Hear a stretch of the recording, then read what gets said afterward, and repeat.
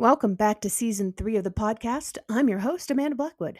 As many of you know, I wrote my autobiography as a survivor of human trafficking called Custom Justice, but if you didn't know, you do now. Keeping in line with that, this entire season has been focused on interviewing people who did or plan to write about their own experiences as trauma survivors and how they overcame their past. If that sounds like you, reach out. We can talk about having you on the show, too. As much as we all hate commercials, they are a necessary evil these days. This is what keeps the show on the air. You can also show support by purchasing one of my mini books or donating through PayPal. You can find the links to either option in the podcast description. As always, a portion of the proceeds do go to local organizations that help fight human trafficking.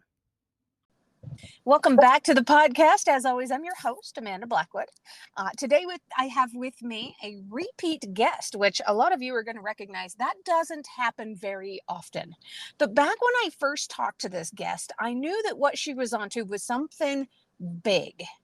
This author has gone leaps and bounds since that day, and I cannot wait to have them tell you their story about how this has gone for them. Mason Carlisle is an American activist, a poet, an author, a photographer, and a columnist. They've dedicated their life to removing the stigma that surrounds mental illness, school shootings, and suicide, which are all topics that we have discussed previously. But she also covers other topics affecting society, too. I'm going to have her tell you a little bit more about it because she's going to do a better job than I will any day of the week. Welcome to the show, Mason. Hi, that was an amazing introduction. Honestly, I think you covered it better than I could have. Well, and I should say, rather than welcome to the show, Mason, I should say welcome back to the show. Yeah, welcome back. You and I originally talked last September was when you were on the show previously. Yep. And this was one of the first 10 episodes I ever did with other authors where I was interviewing people on my podcast. Up until then, it had just been me on whatever rambles I was on. Still entertaining. Thank you. But yeah, you were one of my very first people that I had on the podcast. And I knew that what you were doing was super important. You had at the time just written and released a book called The Ghost of You. Yes. That one, as soon as I learned what the book was about, it tugged at my heartstrings, specifically because of my own experiences growing up as a severely bullied kid in school. Instantly, I could hear bits of my own experiences in what I was learning about your book, and it was just heartbreaking. And I knew you were on to something big, but since then, you've gone on to do more writing, and you've come out with, what is this new book? The new book is called Deterrent. It is the direct sequel to The Ghost of You, but it's a new point of view. The narration has changed to Adrienne O'Connor, the fan favorite from Book One. Oh, wow. And how is this one a completely different perspective? What are the differences between these two characters? Oh, man. They're actually written to be kind of parallels of each other in a way. Levi, in the first book, we saw that he's very implosive with his feelings. Like, he kind of takes it out on himself more than other characters might. He kind of internalizes a lot of his struggles. Adrienne is a more impulsive outburst kind of character. He shows his feelings very outwardly. Minor spoiler alert, but he's actually a psychologist, so he cares a lot more about like looking at the signs of other people, and he pays attention more than Levi ever did. And he's got very severe ADHD, and it shows. Wow. So, very different book. And he's 7. They're 7 years older. There's a 7-year time jump. Oh, wow. Very cool. Does it explore? Oh, I'm sorry. A car passed. Oh. Does it explore why this character decided to become a psychologist? Psychiatrist? Yes. Psychiatrist yes, it or does. psychologist? At this point, psychologist. He it's minor spoiler again. He has just received his Bachelor of Psychology about a week before the book starts. Oh, very cool. Nice. I have noticed, specifically in the fields of mind work, a lot of those people go into those fields because they've experienced traumatic experiences of their own. I imagine there's probably a connection there for this character, huh? Absolutely. It definitely gets explained. He goes pretty in depth with it and all the reasons, even the reasons he wants to go into the specific fields that he chooses for his majors. That's pretty cool. So, and I've noticed the same thing with authors. Yeah. When I talk to people on my podcast, when they've written about any kind of traumatic experiences, it's because they've typically experienced something of their own. Absolutely. And we've touched base on this in the previous episode, but can you refresh us a little bit, just kind of with an overview? I know you're a trauma survivor of your own. What kind of traumas have you had to experience? I don't want to get too heavily into much about my childhood currently, but I did have definitely a rough childhood. I experienced the aftermath of both an attempt at a pretty young age, 12, not mine, but someone very close in my family. And since I was 17, I've lost quite a few people to suicide itself that weren't just attempts. So seeing this repeated over and over in my life, and just the most recent one being just like a couple months ago, is, yeah, it's just something that just keeps happening in my generation. And it needs to be talked about because there's so much stigma to remain silent about these topics. And that's half of where the problem is coming from. So seeing a lot of that growing up and seeing a lot of the effects of addiction, like I didn't get raised by my father, but I grew up knowing that my father didn't have me because he was an addict. And unfortunately, he did overdose before I got to know him as an adult. So seeing all these different issues, losing someone to drunk driving, losing someone to cancer, losing someone to all these different things has really affected my life. And I don't think people really understand grief enough without seeing it. Right. I agree. And without experiencing it. I've known people that have minor grief in their lives, and they're of the mindset that things just get better with time, and they don't. No, they don't. Yeah, I talked to a well-known actress from The Walking Dead several years ago when I told her about my own experience and what I'd been through. She told me, she said, I want to sign something for you, but I'm going to write it very personally. And what she wrote was actually a line that she said on the TV show The Walking Dead. The pain never really goes away. We just make room for it. Yeah. And that's so true. And there's so many false stigmas about what it means to have suicide in your life, whether it's ideation, whether it's having experienced it where somebody else has gone through it, whether it's attempts of your own. There's so much false information. And it's this way with pretty much everything out there.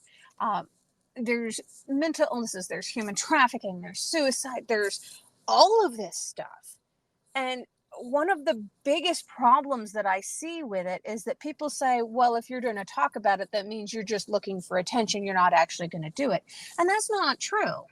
I think that there's a lot of negative connotations surrounding the word attention in the first place that really shouldn't be there. Because when you think about it, you're looking at a person that's doing something that you find so counterproductive to their health and safety that you're at least subconsciously worried for them. And your first instinct is to judge them for needing that help instead of just being there. Like, it doesn't take a lot to be there for your fellow human being. And there's nothing wrong with someone needing attention because human beings genuinely need connection with other human beings to be okay. Right, I think that we've stigmatized attention and needing to be social to the point that it's just compounding the issue with the suicide epidemic at this point. Right. We're social creatures. We are hardwired to be social creatures. We need that sense of community. Exactly. Yeah. And everyone needs to feel like someone's paying attention to them. All Right. we do in our daily lives is pay attention to things. And all that's telling people is that they're not worth your time and attention. Right. Yeah. But that's not helping. Yeah. So how do we get more people to open up about it? How do we talk about this more openly? That's a hard one. I think removing the stigma on therapy is a really good start. A lot of people, you hear like, I'm in therapy, and it's like, oh no. And I think everyone would benefit from therapy. I tell people all the time, I've never met a therapist that didn't have a therapist. Yeah. Yep. Psychologists need therapists. Yeah.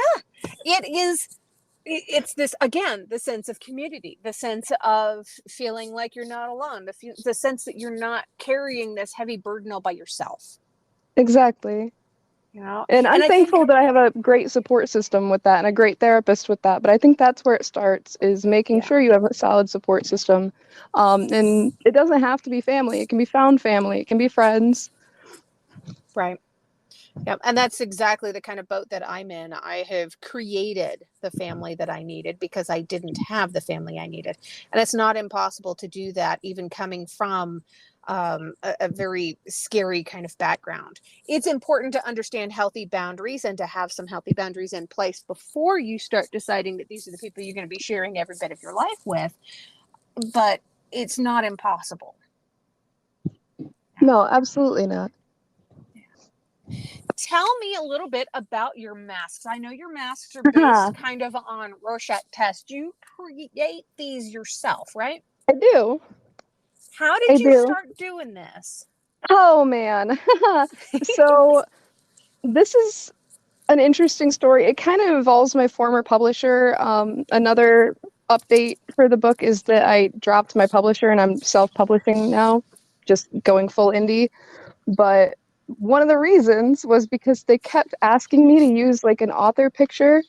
I really didn't like the picture they had access to, and they had it on accident.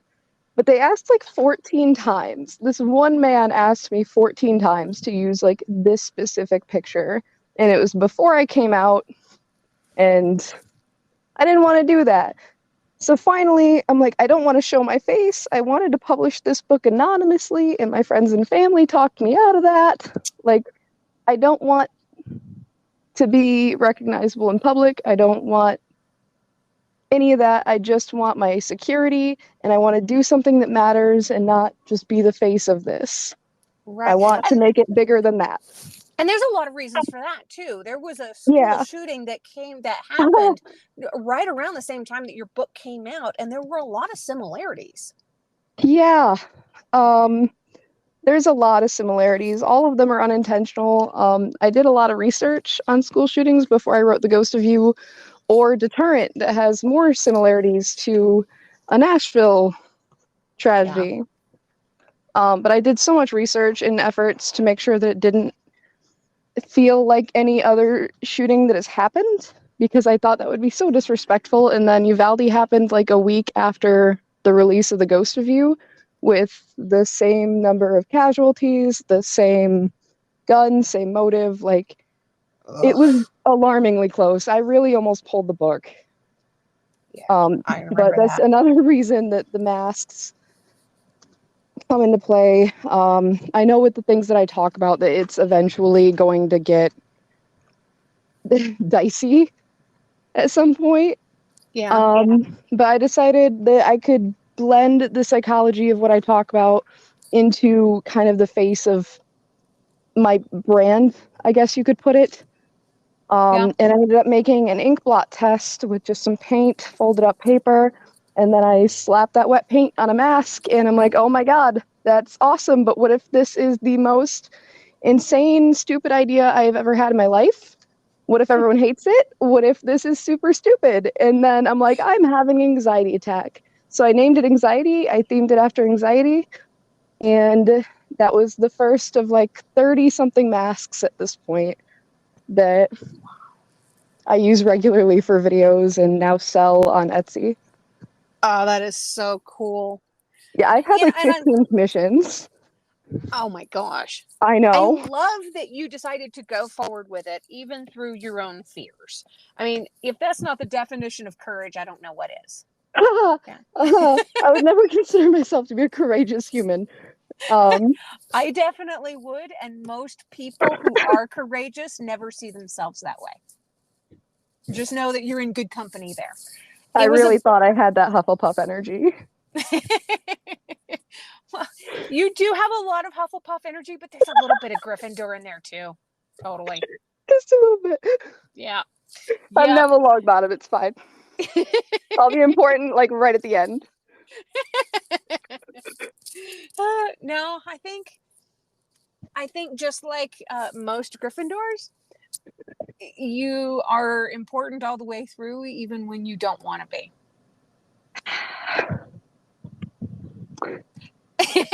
And I know that's harsh. Sorry. No, it's not harsh. It's hard to live up to. I have noticed that, like, I'm not trying to brag about this or anything, but a lot of like TikTok fans, followers have been like, "You're kind of a little bit of a hero," and I'm like, "Excuse me, what? I'm 5'4". I am good with words. That's my skill, buddy."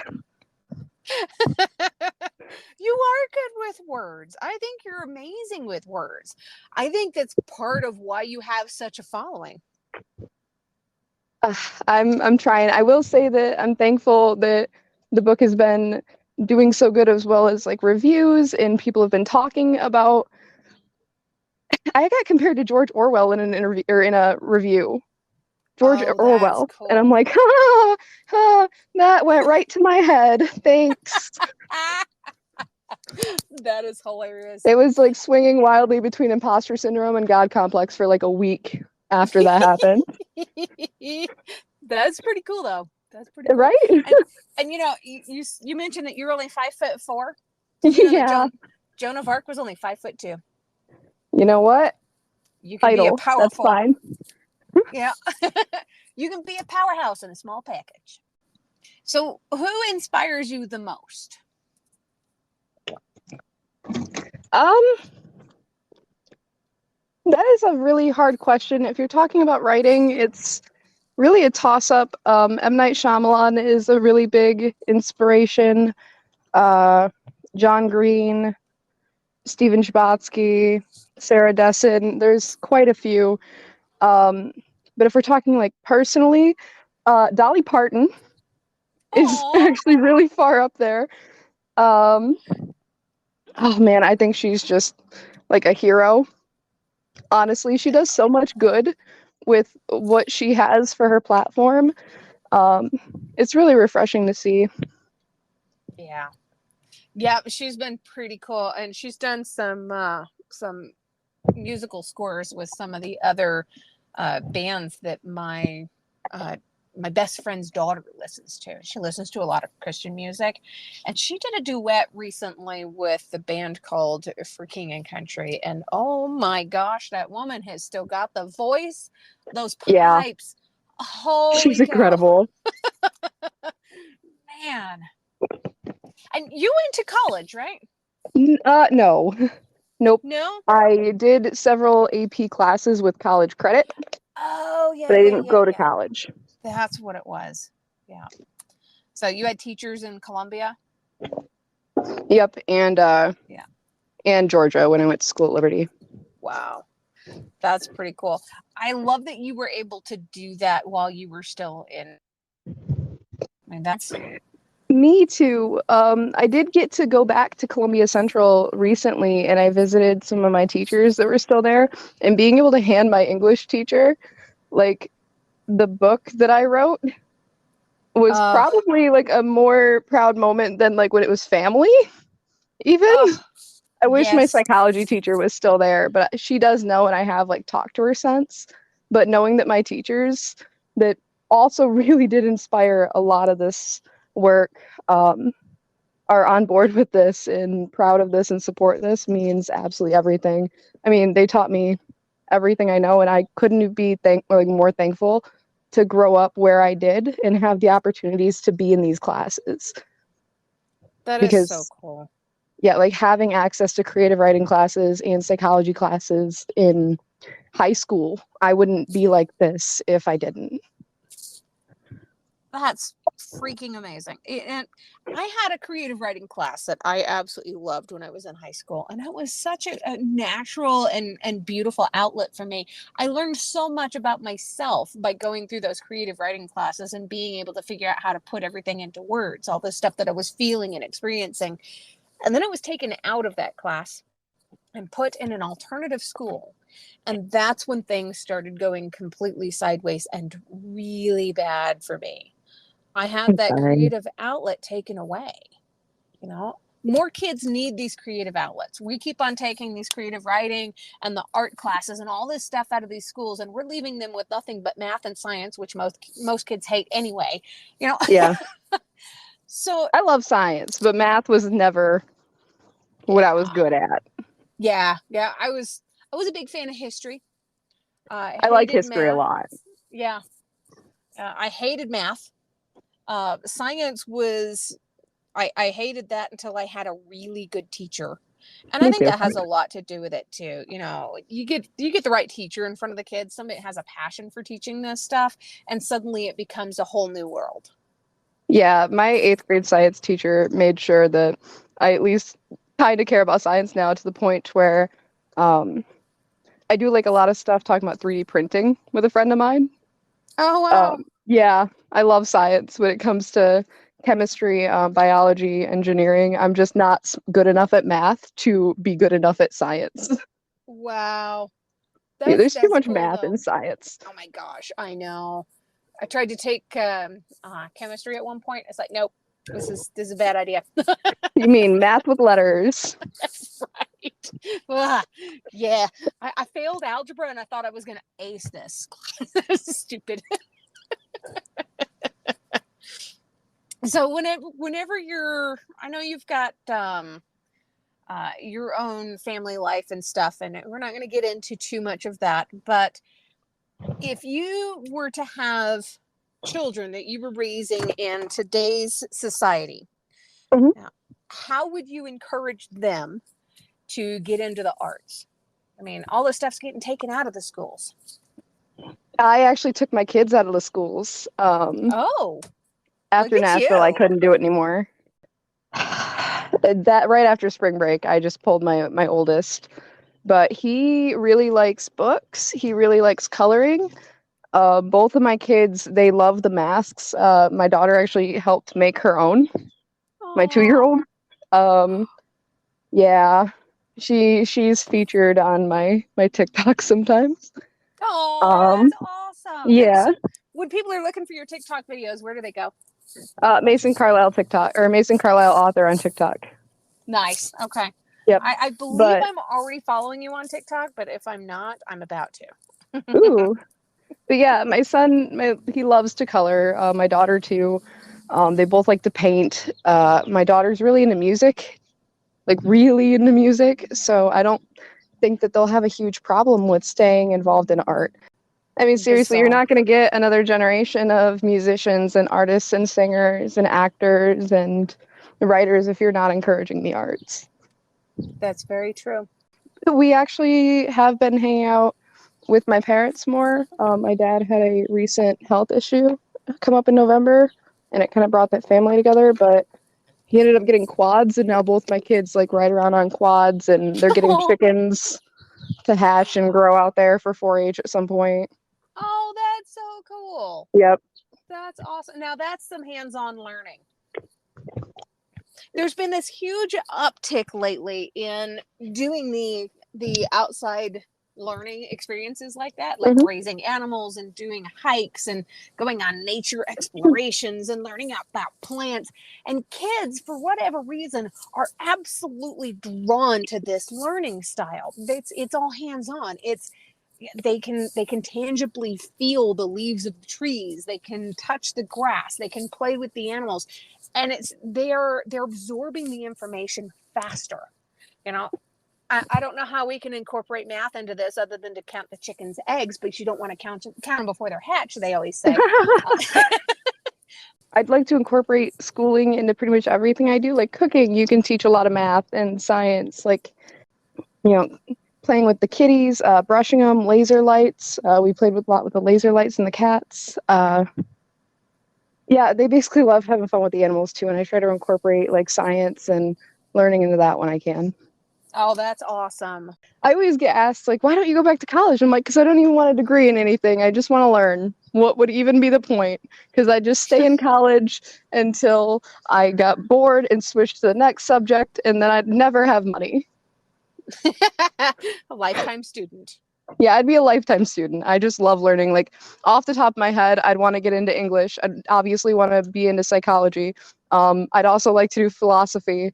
Yeah, it just goes on and on. Like, that's a dangerous place to have access to all that material, and it costs thousands of dollars.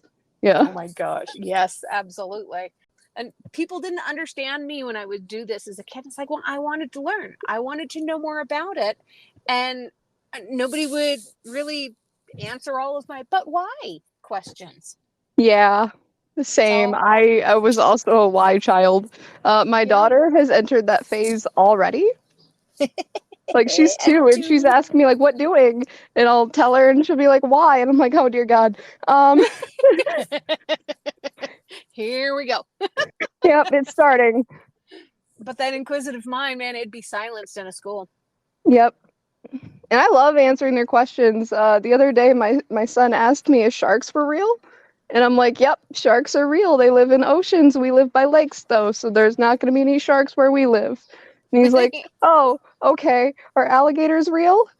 And I'm like, they are. He's like, where do they live? Florida? He's like, what do people who live in Florida look like? And I'm like, oh, let's pull up a few news and then a million headlines flashed like in my head, and I'm like, oh, just people like us, honey.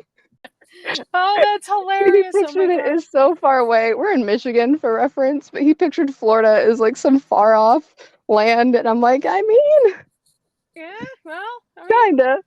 Yeah, I mean, especially if you're going by foot. Mason, where do people go when they want to grab your books?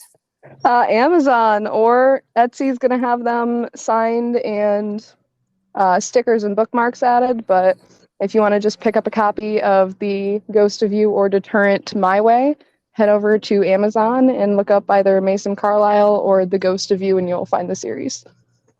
Very cool. And you've got your own website, and I'll make sure that I put all these links and stuff in the description of the podcast so that it's easy for people to find, so they can follow you on TikTok. That would be they awesome. Can find your website. Yeah. All the important stuff, right? Like I said, I absolutely love being able to catch up with you and have our chat. And you're going to reach out to me next time you have another one coming out, right? I actually do have another one coming out this fall. So I'm going to have you on the show again. I cannot wait. All right, Mason. Thank you so much. I love what you're doing. Keep doing it. Thank you. Yeah, and I love your show, and I love what you do, and I love the things that you spread awareness to. So thank you for having me, and thank you for creating this platform in the first place. Awesome. Thank you so much. That means a lot to me. Thank you. If you've enjoyed tonight's episode, please make sure you check out the episode description. There you're going to find links on how you can learn more about this guest, links to connect with them on social media, and how to support the podcast. Remember, I don't get paid to do this. My boss is a bit tight-fisted, but I can say that I work for myself. In short, this show really is all about the guest. If you've enjoyed their interview, please feel free to let them know. You can also tune into my other podcast, Growth from Darkness, which is co-hosted by a lovely lady from Australia. We talk about what trauma responses are and healthy ways to move beyond the past. For more information, just go to growthfromdarkness.com.